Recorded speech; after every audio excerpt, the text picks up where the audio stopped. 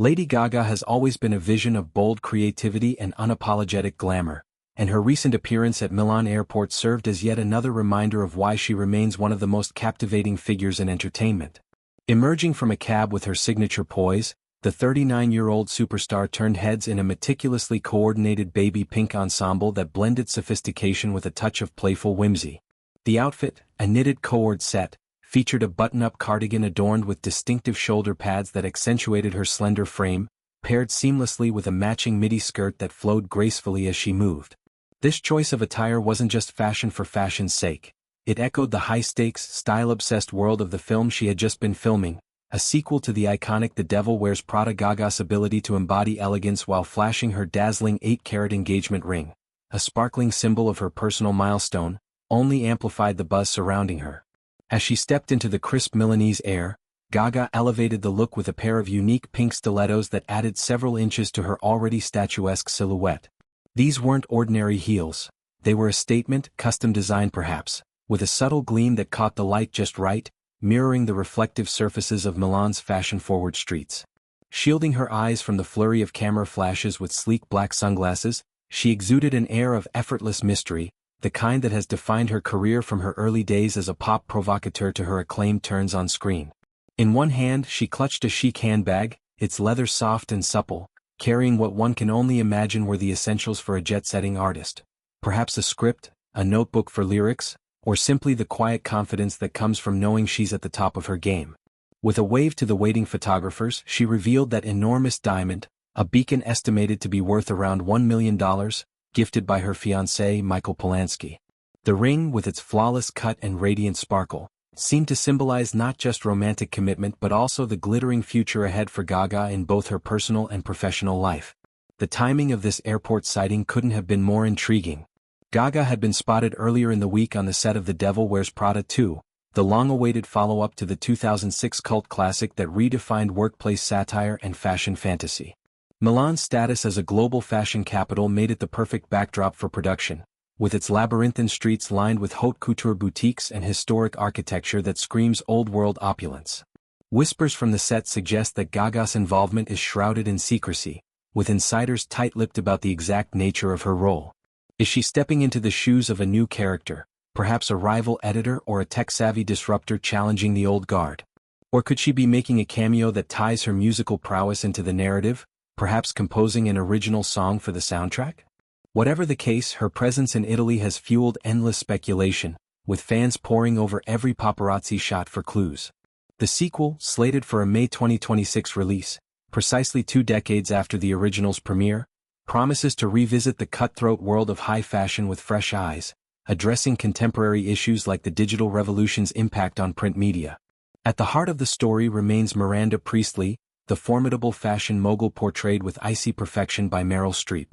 In this new chapter, Miranda faces the existential threats plaguing the magazine industry, declining ad revenues, the rise of social media influencers, and the relentless march of algorithms that democratize style but dilute its exclusivity. Reports indicate that to navigate these turbulent waters, Miranda will seek an unlikely alliance with her former assistant, Emily Charlton, last seen scrambling under Emily Blunt's sharp-tongued command, who has ascended to the role of a top executive at a luxury fashion house. Their reunion could be electric, a clash of past resentments and present-day pragmatism, as Emily holds the key to lucrative advertising deals that might save Miranda's empire. This dynamic not only honors the original's themes of ambition and betrayal but expands them into a commentary on how the fashion world has evolved, or perhaps devolved, in the age of Instagram and TikTok. The original The Devil Wears Prada, adapted from Lauren Weisberger's 2003 novel, was more than a box office sensation. It was a cultural earthquake that reshaped perceptions of the fashion industry. Streep's Miranda became synonymous with terror and triumph. Her whispered, "That's all" line a shorthand for dismissal that still sends shivers down spines. The film grossed over $326 million worldwide on a modest $35 million budget, spawning memes, catchphrases, and even a Broadway musical adaptation featuring Vanessa Williams in the Priestley role, with Elton John providing the score. Its accolades were equally impressive. 2 Oscar nominations, including one for Streep's tour de force performance, which she parlayed into a Golden Globe win for Best Actress in a Musical or Comedy. 5 BAFTA nods and 3 Golden Globe mentions further solidified its status as a defining comedy of the aughts, blending razor-sharp wit with heartfelt moments about mentorship and self-discovery. Emily's character in the first film, the perpetually frazzled second-in-command, drew inevitable comparisons to real-life figures like Victoria Plum Sykes, the former Vogue writer whose glamorous yet grueling experiences in the industry inspired whispers of authenticity. Sykes, however, has vehemently denied any direct correlation, insisting her path was one of collaboration rather than combat. Miranda, on the other hand, owes an unmistakable debt to Anna Wintour, the legendary Vogue editor-in-chief whose steely gaze and trend-setting prowess have dominated fashion for decades. Wintour's recent announcement to step down after 37 years at the helm adds a poignant layer to the sequel's timing, as if the film is bidding farewell to an era while grappling with what comes next. Directing duties fall once again to David Frankel, whose keen eye for satirical nuance captured the frenzy of a fashion magazine's bullpen with documentary-like precision. Screenwriter Aline Brosh McKenna returns as well, ensuring that the sequel retains the original's blend of humor, heart, and high drama. Weisberger's novel, a thinly veiled roman à clef based on her own internship at Vogue under Wintour's watchful eye, struck a chord with aspiring professionals everywhere, exposing the glamour's underbelly, 4 a.m. wake-up calls, impossible deadlines, and the constant fear of falling from favor. The musical version, which premiered on Broadway in 2019, amplified these elements with elaborate sets recreating runways, offices, and songs that captured the thrill of the chase for the next big trend. Gaga's potential involvement adds an electrifying twist.